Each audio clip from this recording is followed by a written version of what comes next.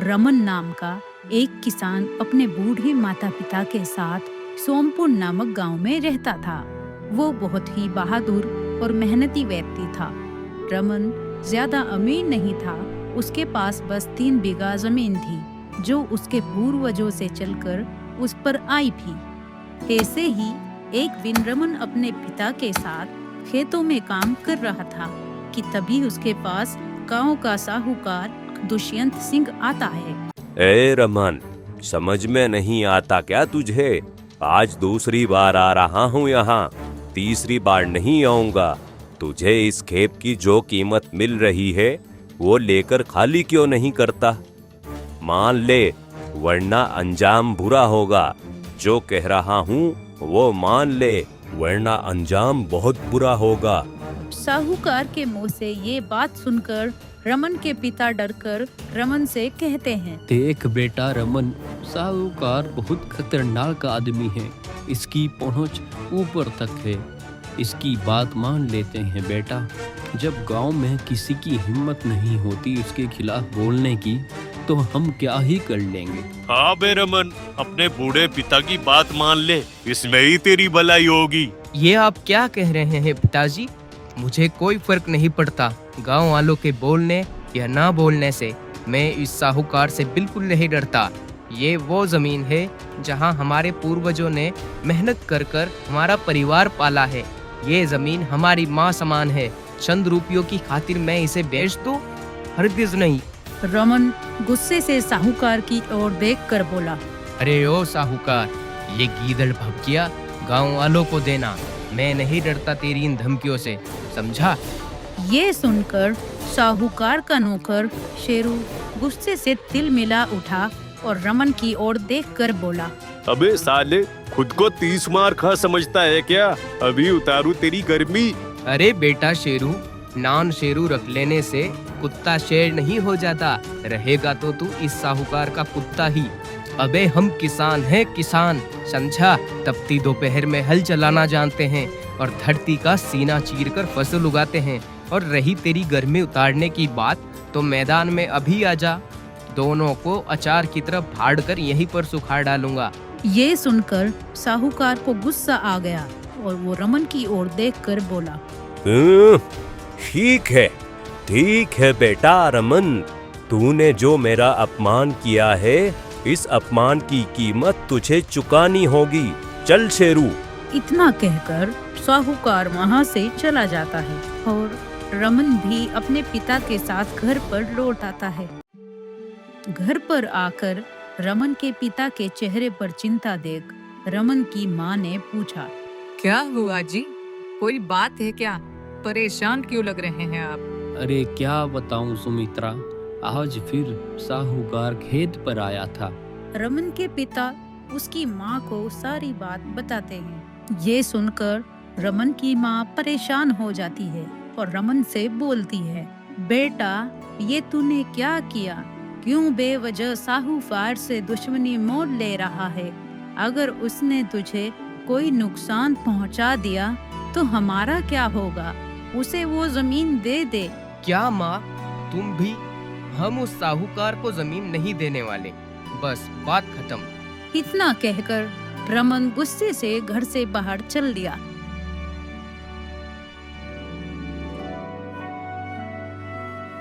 वो कुछ दूर चला ही था कि उसे रास्ते में साहूकार की बेटी मीनाक्षी मिल गई। उसकी सुंदरता की चर्चा पूरे गांव में थी। मीनाक्षी अपने पिता के बिल्कुल विपरीत थी और वो मन ही मन रमन को पसंद भी करती थी। रमन, मैंने सुना है कि तुमने पिताजी और उनके नौकर को बहुत कुछ सुना दिया। हाँ मीनाक्षी, क्यों? कुछ गलत कर दिया क्या मैंने? अरे नहीं नहीं, तुमने बिल्कुल सही किया। अगर तुम्हारी तरह सब अपने हक के लिए आवाज उठाए तो कितना अच्छा हो। परंतु तुम अपना ख्याल रखना, मेरे पिताजी बहुत खतरनाक है। अरे मीनाक्षी, तुम चिंता मत करो। तुम्हारे पिता और उनके गुंडे मेरा कुछ नहीं बिगाड़ सकते। बस इतना कहकर रमन अपने रास्ते निकल जाता है, पर मीनाक्षी भी अपने घर को लौट आती है। मालिक, इस रमन की तो हिम्मत ही बढ़ती जा रही है। अगर इसका कुछ नहीं किया तो गांव वालों के बीच आपका दबदबा कम हो जाएगा। तभी वहाँ साहूकार की पत्नी आ जाती है। मेरी समझ में नहीं आता कि जब रमन अपनी जमीन बेचना नहीं चाहता तो आप क्यों उसके पीछे पड़े हैं। इससे अच्छा तो आप उसे अपने साथ काम पर रख लीजिए। ऐसे बहादुर और नौजवान लड़के बहुत कम मिलते हैं। अरे तुम्हें क्या लगता है मैंने कोशिश नहीं की? मैंने उसे बोला था, पर उसने मुझे बोला कि वो मुझ जैसे अत्याचारी व्यक्ति के साथ काम नहीं करेगा। पर एक रास्ता और भी है।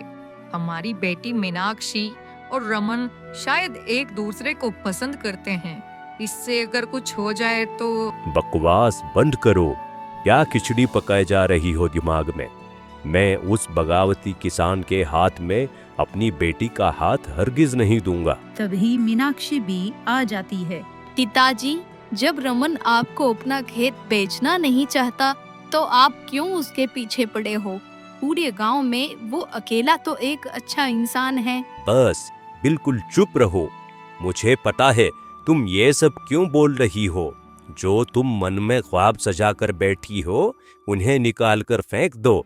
तुम्हारा विवाह वहाँ होगा जहाँ मैं चाहूंगा, ना कि उस 2 कौड़ी के किसान से जो तुम्हारे बाप का सबसे बड़ा दुश्मन है। जाओ, चुपचाप अपने कमरे में जाओ।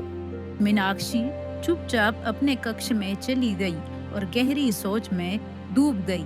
सारा गांव जानता है कि मुझे रमन से कितना प्रेम है। शायद रमन भी ये जानता हो। अगर उसे पता चलेगा तो वो मेरी मांग में सिंदूर भरने में जरा भी देर नहीं लगाएगा।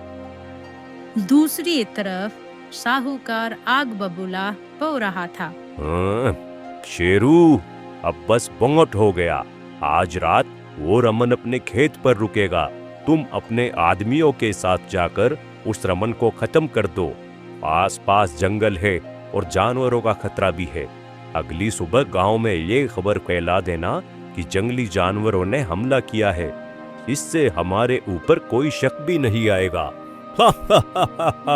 वाह मालिक, वाह, क्या दिमाग लगाया है। ये निर्णय तो आपको बहुत पहले ही ले लेना था। वे आज ही उस रमन का काम तमाम करवा देता हूँ। रात होती है तो रमन अपने खेत पर रखवाली के लिए आ गया होता है। अंधेरा बढ़ता जा रहा था और हवाएं तेज चल रही थी। तभी दूर से उड़ता हुआ एक बुगला आता है और रमन के सामने आकर खड़ा हो जाता है। रमन को वो बुगला कुछ अजीब लग रहा था। ये क्या, एक बुगला मेरे सामने आकर खड़ा क्यों हो गया?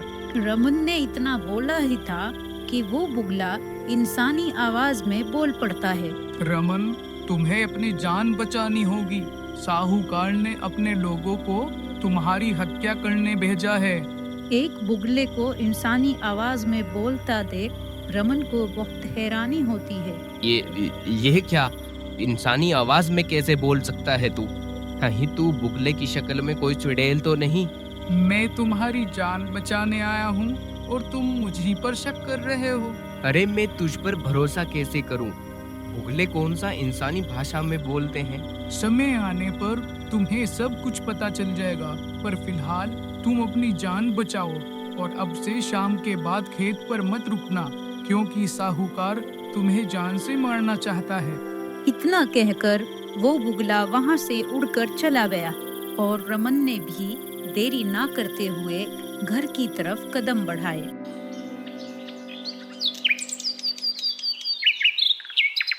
अगली सुबह साहूकार के घर पर मंगलू और बिरजू नाम के 2 गुंडे सर झुकाए खड़े थे और साहूकार गुस्से से आग बबूला हो रहा था।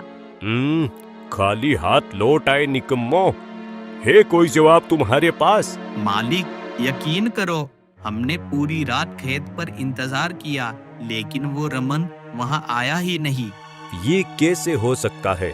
वो तो हर रोज रात को अपने खेत पर पहरा देता है। ऐसा ही हुआ है साहूकार जी, वो नहीं आया, पर जंगली जानवर जरूर आ गए थे और कुछ खेतों का नुकसान कर गए। साहूकार कुछ सोचता है और फिर उन दोनों को जाने का इशारा करता है। उनके जाते ही साहूकार के पास उसका नौकर शेरू आता है। मालिक, रमन का यूं अचानक गायब होना ये बताता है कि उसे हमारी योजना की भनक लग गई थी। क्या बात कर रहा है शेरू? ये बात तो हम दोनों के अलावा किसी तीसरे तक गई ही नहीं। फिर कैसे? जब हमने ये योजना बनाई थी तब तो मीनाक्षी भी घर पर नहीं थी। अगर कोई रमन को खबर दे सकता है तो सिर्फ मीनाक्षी, पर वो तो घर पर थी ही नहीं। जो भी हो मालिक, अब इस रमन को रास्ते से हटाना बहुत जरूरी हो गया है। हाँ शेरू, कुछ तो करना पड़ेगा।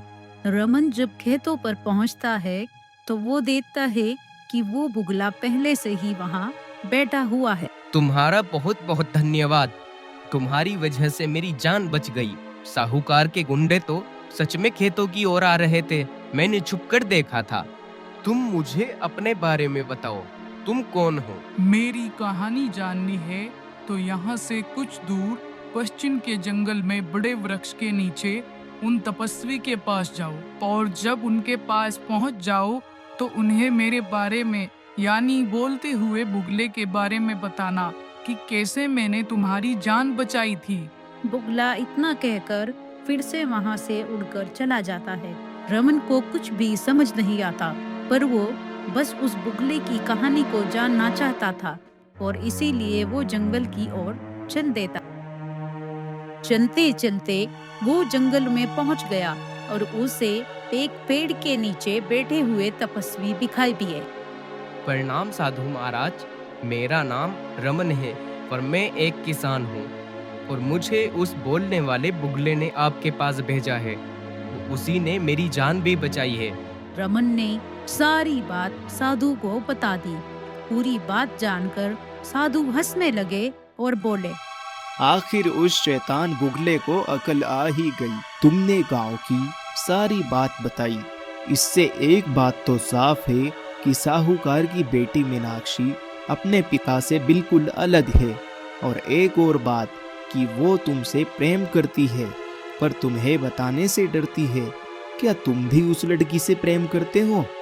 हाँ, करता तो हूँ, पर वो साहूकार की बेटी है। अगर उसका पिता एक अच्छा इंसान होता तो मैं बिना उसके आशीर्वाद के शादी नहीं करता।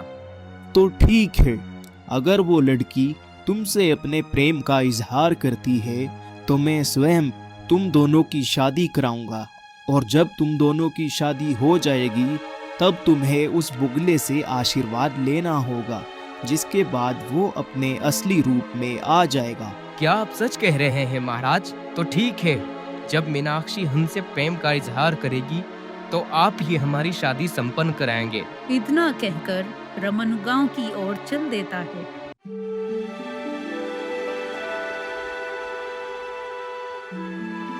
रमन गांव के चौपाल पर पहुंचा ही था कि उसे वहां मीनाक्षी खड़ी हुई दिखाई देती है। अरे मीनाक्षी, तुम यहाँ क्या कर रही हो? क्या बात है? रमन, मैं तुमसे कुछ कहना चाहती हूँ। हाँ मीनाक्षी, कहो, मैं भी कुछ सुनना चाहता हूँ। रमन, मैं तुमसे बहुत प्रेम करती हूँ। क्या तुम भी मुझसे प्यार करते हो? मैं तुमसे शादी भी करना चाहती हूँ। मैं अपना घर परिवार सब कुछ छोड़कर तुम्हारे साथ रहना चाहती हूँ। हाँ मीनाक्षी, मैं भी तुमसे बहुत प्यार करता हूँ। न जाने मैं कब से इस दिन का इंतजार कर रहा था। चलो हम आज ही मंदिर में जाकर शादी कर लेते हैं। रमन मीनाक्षी को लेकर गांव के मंदिर पर चला जाता है।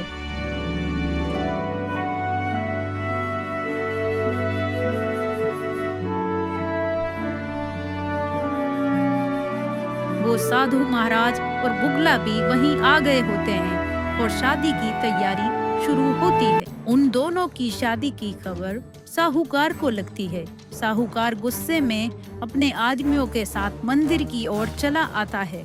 शादी संपन्न होते ही वो बुगला उन दोनों को आशीर्वाद देता है। मेरा आशीर्वाद सदैव तुम दोनों के साथ है, खुश रहो। आशीर्वाद देते ही वो बुगला राजा के रूप में आ जाता है साहूकार और शेरू भी कुछ आदमियों के साथ वहां पर आ गए होते हैं। अरे माली, ये तो राजा वीर बहादुर है। महाराज, आप, ये कैसे संभव है? आप तो वर्षों पहले लापता हो गए थे।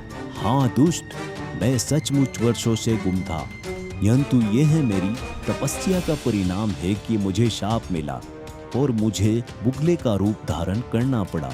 मेरे राज्य के साथ धोखा हुआ था और मैं तब तक अपने असली रूप में नहीं आ सकता था जब तक कोई सच्चा, निडर और ईमानदार व्यक्ति मेरी बात मानकर आगे ना बढ़े।